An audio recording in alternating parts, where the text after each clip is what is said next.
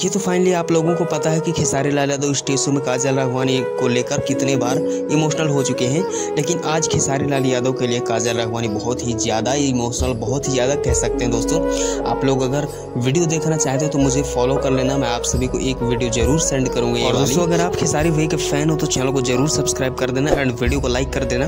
दोस्तों हम आप सभी को बता दें कि भोजपुरी इंडस्ट्री में ऐसा प्यार मैंने कभी नहीं देखा, कसम से बता रहा हूँ।